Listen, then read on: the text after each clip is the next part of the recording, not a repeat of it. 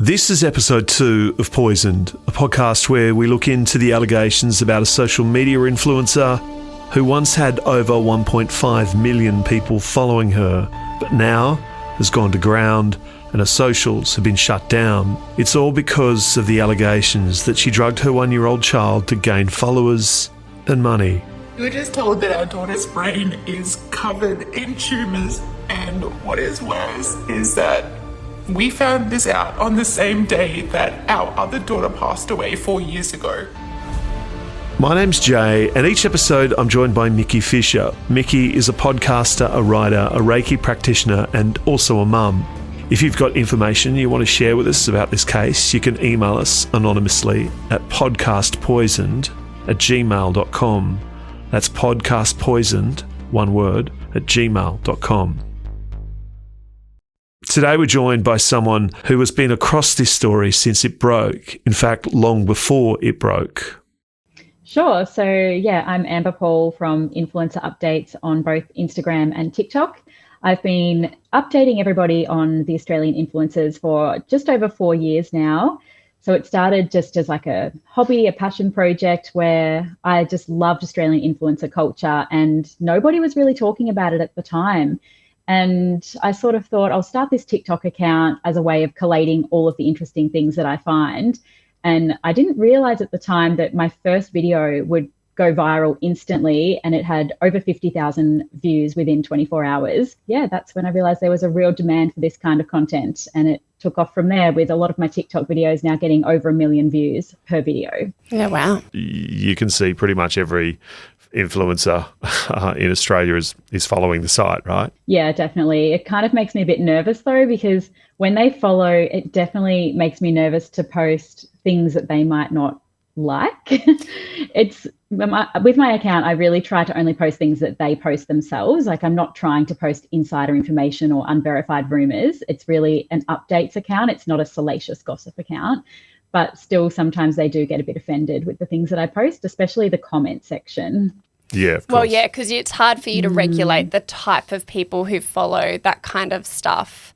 And I found that a lot of the people who did comment on, like, I did a post about the Poisoned podcast beginning, and a lot of the comments, you could tell that they hadn't actually listened to the episode. Yeah. They were immediately like really defensive of the situation and saying this is just opportunistic. But having listened myself, I listened before I agreed to come on this podcast, and I feel that the podcast was done very respectfully, and it wasn't just creating rumors and adding to the speculation of the situation. I've noticed there's a real movement with influencers. They now are no longer showing their baby's face their children's face or blurring it. They'll often even show maybe the back of their child in a photo so that they can still have their children in their content without showing them. And something I've been doing on my influencer updates pages now is blurring out the faces of children. Even if they are directly screenshot from the influencers pages, I still don't want to be sharing children's faces on my platform. I think the thing that I really like about what you just said then was that it's just something that you've really started doing. And I think if we can urge anyone online who, whether you've got a huge profile or you don't, is it's not coming from this space of like judgment. It's coming from a space, at least for me, where I recognize that, as I've said before, we're the first generation who are navigating what it's like to have children on social media. And I, began with showing my kids on social media, but it was, conversations like this and talking to people who really asked thought-provoking questions and made me sort of question, well, do I really need to be doing this, and really should I be doing this? And so I think it's just something for people to be analysing within themselves and going, is this necessary? And it's okay to like change your mind and make a decision now, Definitely. And something that I love about the response to me blurring out children's faces is that there has not been a response. Everybody is like, okay, this is normal, and that's really good. But yeah, it's becoming more normal to blur out faces, which is great. Firstly, I wanted to know from Amber, when she first got wind of the family at the centre of this scandal on social media. Interestingly, it was when the mum first posted that she was pregnant with the baby that we're talking about. Yep. You mentioned this in your first episode, this situation where the pregnancy announcement was a bit suspicious in that people started to become aware that the pregnancy announcement was a direct copy of a different influencer's pregnancy announcement, and a few things raised suspicion there. Yeah, in 2022, where she was describing one of her children had slept for 20 hours straight. Okay, and this is, I guess, part of her shtick online. It's about the family. It's mummy blogger content like, wow, my kid sleeps for a long time. Yeah. And then recently another video is posted, and this actually has the baby that was in question that we're talking about right now. Yeah, so this one was more recent. I couldn't find the exact date, but going off sort of the ages of the children in the video, it would have been definitely this year. And this is the video. The kids are such good sleepers. I can fully change their nappy, get them changed into different outfits, even in number 2, while they sleep. They don't wake up. Is this normal? Like, don't get me wrong, I'm super grateful for really good sleepers. To be honest, Daisy is probably the best sleeper out of all of them. She goes to sleep in the afternoons, and I usually wake her up to go to school drop-off. I have seen this video, and it's very concerning given the accusations and allegations that have come out recently. And I think, yeah, in the benefit of hindsight is amazing, right? Where, like, when you see that pop up on a feed, a year ago, you're like, oh, that's lucky her, right? Definitely, that's the dream. We all want children that sleep really well. 100%.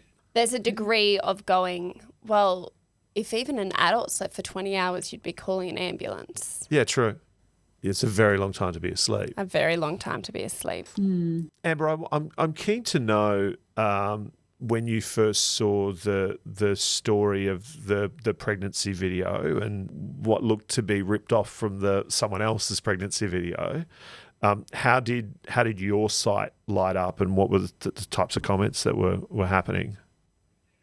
Well, back then it wasn't anything suspicious. It was more just, this is very opportunistic. Like, it just shows that social media is so fake and everything is just acting. And yeah, it wasn't that people were thinking, oh, something suspicious here. It was all very normal. Yeah, it was, I guess, and like, people rip stuff off social media all the time, right? There are Definitely. Dupes of someone else's create a moment that someone else has taken and made their own, which I guess does happen. I remember when I was discussing that video, because I saw it on your site, Amber, and that to me was the first time that I had knowledge of it. And when I discussed it with other people, our commentary around it was more just, oh, that's embarrassing. Yeah, okay. More than anything else. So, yeah, nothing illegal. There's, you're allowed to rip someone else's post off. There's, but from a creative perspective, if you're a creator, you sort of would hope that the hint's in the title, right? You're a creator, so you create as opposed to take someone else's idea. Across the next bit of the podcast, we're going to be referencing friends of the mum at the centre of these allegations. Yeah, so back in March, one of her friends revealed that her son had been diagnosed with an illness, and this went viral on TikTok. The video garnered 6.2 million views, and it was 3 months later that this mum in question revealed to us that her baby had brain tumours and was going to be getting brain surgery after being unresponsive for 40 hours. So we'd seen prior, we just mentioned before that, baby was sleeping a lot. Mm-hmm. So that was a post, before she announces that her child is sick. And again, these aren't allegations. These are just facts. This is what was posted on social media. Yeah, this is just the timeline that we've got going off her own social media posts. The timeline you're hearing is important. Some of these posts have already been deleted, and depending on access to accounts and which platforms they're on, accessing this information down the track might prove difficult for police. You might have heard in the trailer for the podcast, we played a TikTok post where the woman at the centre of these allegations announced that her baby had tumours all over. Tumours, and what is worse is that we found this out on the same day that our other daughter passed away 4 years ago. And then proceeded to talk about making a coffee. But I need a coffee, so let's make a coffee together. I also don't have a coffee machine, and I really need a new coffee. Like, I really need a real coffee right now. I guess it's all part of the performance of social media, and that, looking back at all of these posts, that's what they were. They were performative.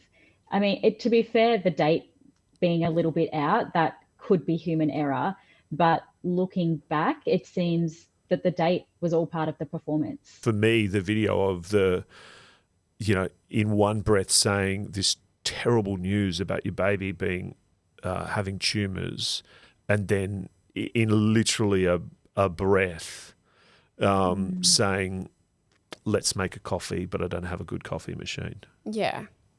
That for me I was... think that's all part of what's gripped people with this story, is that why would somebody lie about something so horrible happening to their children? So we just took her word for it. We all assumed that this is all accurate information, and everybody felt very sorry for her. Let's go to the 10th of August. She posts again, and this is around the diagnosis, her view of the diagnosis of her child, a sick child, which is called tuberculosis sclerosis, I believe, and that the child hadn't woken up in 100 hours. And that's the 10th of August. The next day, a GoFundMe page is set up. Yes, so it did raise 62,000 Australian dollars very quickly. This was a story that gripped a lot of Australia. It was huge news, not just in the influencer world, but it reached a lot of people. There were influencers promoting the GoFundMe. I can see here an influencer who is very popular. She donated $300 to the cause and also shared it on her social media stories. And yeah, everybody really wanted to help support this family. One of the biggest donations on that GoFundMe is actually a brand who had supported the family, and the brand donated $2,750 to the GoFundMe page. Now they did that. This is nothing against that brand. They did at the time what they thought was the right thing to do. A child's sick. How can we support? This influencer is already supporting our products, probably in a paid capacity. So that sort of makes sense. What I found interesting about that post on the 11th of August was there was a GoFundMe page, but just under bottom, it says the husband or partner can't work because of illness and injury, but then in brackets, but this is private.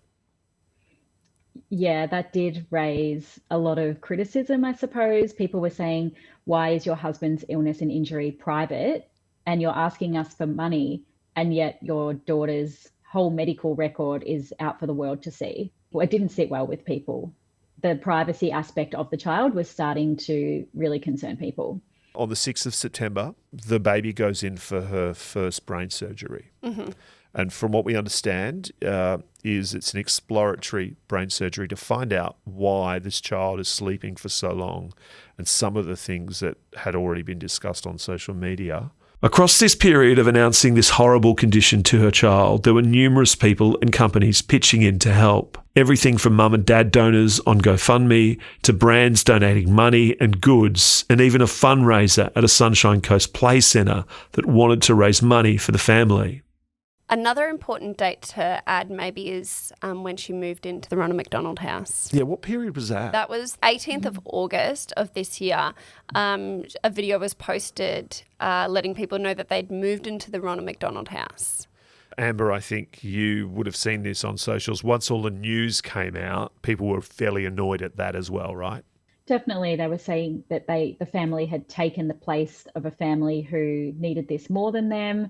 There was also, because she had a social media profile and did raise so much money, there was also the questionable aspect of like, why are they taking charity from Ronald McDonald House when they've been given money to support their living situation? That is what the write-up said in the GoFundMe account, that they're needing money to stop working because the mum was unable to work on social media as much anymore. And they were needing money to relocate to be closer to family, to help with their older children, and also to help with looking after the needs of their baby who was now very sick. It's October 2024. The mum has posted about staying at Ronald McDonald House and her baby being covered in tumours, and the child has just had exploratory brain surgery. There's a GoFundMe raising money. The community is behind her. And then suddenly, on the 16th of October, her Instagram account gets deleted. Yes, and this raised a lot of concern. So everybody was very concerned with this baby. They were getting daily updates as to the progress. And then all of a sudden, the money was raised and social media was deleted. Everybody was suspecting the worst. It was a very stressful time for followers. And then what happens? In the meantime, some of her influencer friends, they were providing updates. So there was one influencer friend who a week later, she posted a screen, like a photo of the family, which was an old photo, not a recent photo. And she reassured us all that the family were okay and the baby was okay. We might throw that photo up on the screen, and then if you're happy to read that post. Yep. So the influencer captioned the post, "On behalf of the family, I just want to let everyone know that the baby is alive and doing well. I know there's lots of false information spreading across the internet, but none of that is true. They just want a little privacy and family time at the moment. If you see any false information, please let them know the baby is doing well." And then the 29th of October, one of her other influencer friends posts. So on the 29th of October, her other influencer friend, she posted that she had found something out a week ago that has left her feeling betrayed and that the world is messed up, but she can't speak about it due to her lawyer's advice. And then the influencer friend quickly took down that story, but not before people had, of course, screenshot it and shared it in Facebook groups. The internet detectives are now on the scene, right? They go into action going, what is going on? And it's like one of those vague book posts, right, where someone puts up something and you're like, what the hell is that about? Yeah. What are you going through?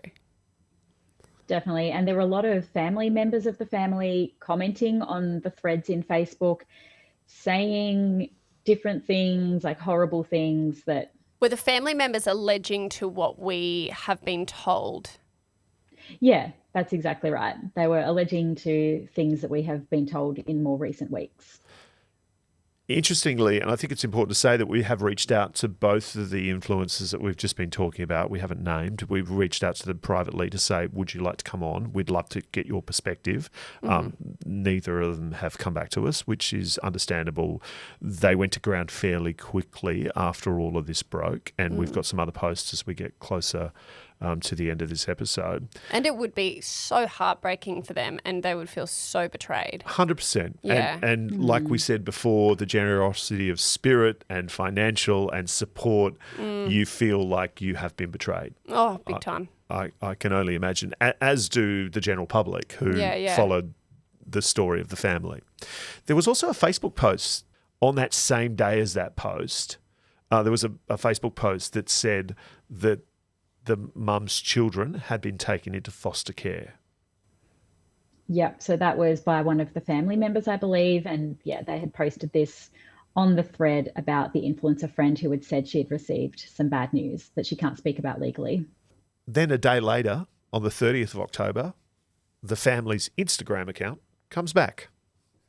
It comes back. It's like they're back to squash the rumours, but unfortunately, they didn't say anything. It came back and was just quiet. Is there any activity on TikTok during this period at all, Amber? No activity on TikTok, and comments have been turned off on every post. Okay. A GoFundMe page still going? At this point, I believe it was still going, but it had been turned off. So people were assuming that the money had been cashed out, but I believe that that's not true. I believe GoFundMe has stated that they shut it down and they are investigating the situation. For a family that had been very active on social media, with multiple posts a day about their sick child or their other kids, or unboxing gifts from brands, the fact that all went quiet raised questions amongst the social media community. And then on November 11, a follower picks up on a Tinder profile that seems a little bit off. Someone finds the dad on Tinder. Yeah, so he joined Tinder and somebody private messaged the mum on Instagram. So even though she wasn't posting on Instagram, she was responding to private messages, it seems. And the mum confirmed that it's true. It is him. It's not somebody pretending to be him. So he was on Tinder and that they had broken up officially just days prior. So this person had messaged the mum and said, "Hey, does the dad have a Tinder account or is it fake?" To which the mum responded, "It's real, hun. The boy moves fast. We only officially broke up on Saturday, but it's for the best." So there's a fair bit of action from when the Instagram account came back online to when that insider conversation happened. Obviously, underneath the surface is a fair bit of turmoil going on inside the family.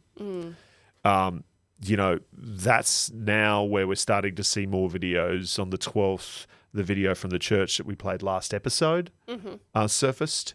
The same day, another influencer posted another update, and that one really set the scene for what ended up happening.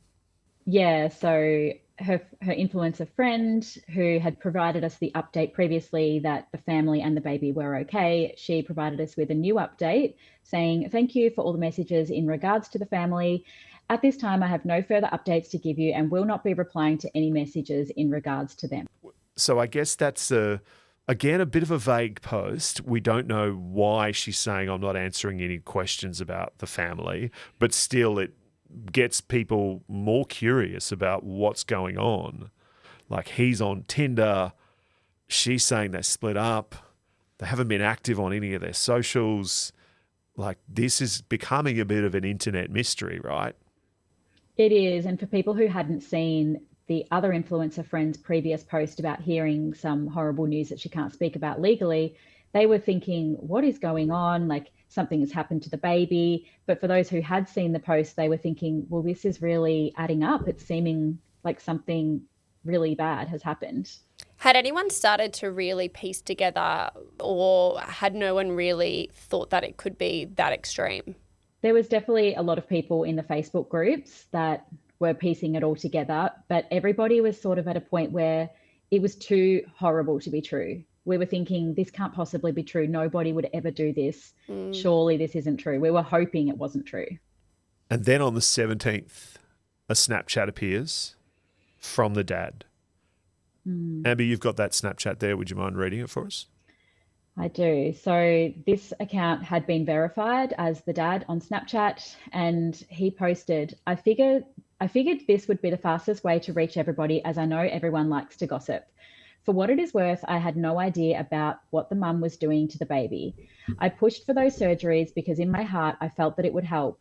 I didn't realize that the baby was being drugged the entire time, causing her symptoms to be what I think he's missed a word there. I'm not everybody's cup of tea, but I'm a good dad and I do my best to love and protect my children. I should have done better for them. I'm sorry I couldn't protect the baby the way I should have. The children have been taken into custody under speculation. I potentially had something to do with this. On everything I have ever known and ever loved, I had no idea what them was doing. To the mum, you are an absolute monster. You win.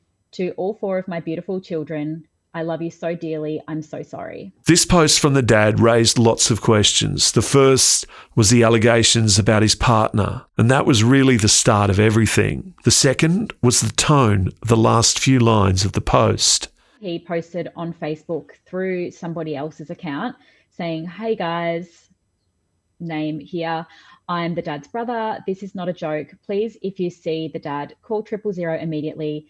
They're aware and also looking for him. And then the other influencers start making comment again on social. Although they have said they're not going to be making any further comment, they take to socials to comment.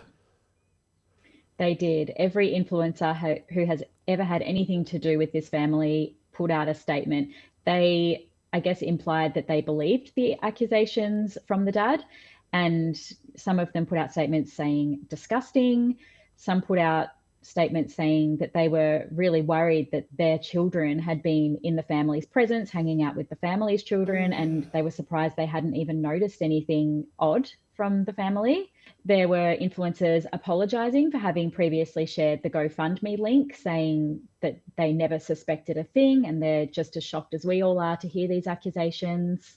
Also, there was an influencer who was urging her followers to unsubscribe from this family's Instagram page. So they previously had offered a subscription model where you could pay, I think it was $7 a month to have further updates from the family.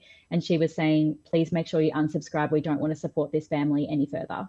There are developments today in the investigation of a Queensland social media influencing family accused of drugging their little girl to mimic a life-threatening condition. As Matt Johnson reports, tens of thousands of dollars was donated to their cause. The 19th, it hits the papers and the news outlets. It goes pretty wild. Everyone's on it. Queensland Police are taking action to protect the one-year-old daughter of an Australian social media influencer following claims the mother drugged her daughter in order to fake her illness before setting up a GoFundMe page to raise money for her treatment. Medical staff reportedly raised the alarm over the alleged case of Munchausen syndrome by proxy, and the child was placed in foster care. We've got our team working tirelessly overnight on everything to do with the investigation. So we sent an email to Queensland Police and they came back with a spokesperson from QPS saying, "We are aware of reports of child harm against a 1-year-old. The Queensland Police Service has taken action to protect the child and commenced an investigation. As this is an active investigation, it would be inappropriate to provide further comment." Her management the next day posts on their social. They went quiet. We did try to reach out to their management, and got no update, which obviously would be, again... Oh, they would have just been, one, shocked to shit themselves. Yeah. And also probably just trying to process it. And also they would have been going into, like, they were the ones... It's crisis management. Yeah, crisis management. What I did notice, and we did this fairly quickly after the news came out, was went to the management site to see if they were still available, the family was still available, and they had disappeared off the site. And my guess is they disappeared probably when everyone started to ask questions and their Instagram went quiet. Everyone's concerns for the dad were quickly stopped when just 24 hours after his initial post about the allegations about his former partner, he posted again. And he said, "I apologise to everybody that I worried. All of this has been extremely overwhelming. I'm going home and I'm going to continue helping get to the bottom of all of this. I appreciate all the love and support and the understanding towards the severity of the situation and the incredibly large impact it's having on my life at the moment." Although there's a lot of noise around it, all of the influencer friends go fairly quiet. Yeah, I think it got to a point where everybody was starting to realise that the less they say, the better. They didn't want to agree with the accusations. They didn't want to, we just need to let this die down, not be involved with it. We don't even want to be associated with this family anymore. Interesting. We were sent by someone anonymously a private DM message between them and the woman we're talking about. And you can see in that private DM that account not found is at the top. And then it says cannot send messages due to this user's privacy settings. So going to what you said, Mickey, she turned off the ability to be able to send messages back. Yeah. But I'm going to read some of these messages because these are from August of 2024. Yeah, and have been verified. And they have been verified. Mm-hmm. These are not rumours. These are actual facts. I've got the messages in front of me. Just the person that sent them to me doesn't want to be named. The person said, "How you doing, mama? Any updates? Kiss, kiss." And the woman in question said, "Hi, lovely. It's become very complicated because they are worried that surgery could create even further brain damage. Poor girl is suffering with super long seizures multiple times a day and no medications are able to help." Crying face. They have just started her on a very strict keto diet. Apparently that's the last option for TSC people when they become medically resistant to meds. The person in question says, "Honestly, living my worst nightmare as a parent. I wish I could take away from all this pain from her. Luckily, they're all covered. We've been getting the best care possible. We've already had 4 weeks accommodation at the Ronald McDonald House, and they've just extended it for another 6 weeks.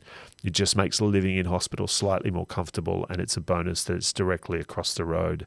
Our kids are finally coming to stay with us over the weekend, so we're going to trial living here with them and see how it goes. How's the recovery going? Did they go through the skull or manage to get through another area?" And then the person that is alleged to have done this said her brain is unfortunately covered with tumours, but they will try and remove as many as they can, focusing on the ones giving her bad seizures. We've met the surgeon and given the paperwork. They're all just waiting on her genetics to come back before operating in case they find out it's not safe to do so. It's been a very scary week seeing her look so lifeless, but hopefully this operation may help even a little. We are at the Queensland Children's Hospital. There's a lot of detail and a lot of, I wish I could take this away. But equally, that message is quite interesting, because where police will be trying to piece the actual facts together, and we know that we've not been able to verify this, so we've stayed away from who the nurse was that was following her on socials that went, hang on, this feels a bit weird. We actually don't know if that's fact. We haven't had confirmation that that's actually what happened. It's certainly been rumoured. Nothing has been confirmed. So what we can do, though, is what the police will be doing is looking at messages like that we've just read, and then looking at the diagnosis from the doctors and what she was told was happening with her child, and whether those two things add up. So Amber, as we wrap up this episode today, thank you so much for coming on and giving us a really clear timeline of how all this has happened. How's the social media world reacted to this, in your view? I think that this is definitely the biggest influencer news story that I've seen in the 4 years I've been talking about Australian influencers. I believe this has the potential to be international news once an investigation is concluded. And yeah, everybody is very much awaiting updates. But I suppose the main thing people want to know is that the baby is safe, which we have been assured by police that the baby is safe. And that's the best outcome at this point. If you want to follow Amber on social media to keep up with this story and others in the world of socials, then you can find her at influencer.updates.au. In the next episode of Poisoned, we speak with former police detective Damien Marrett. That could be the vital piece of evidence that the police need. That's next time on Poisoned.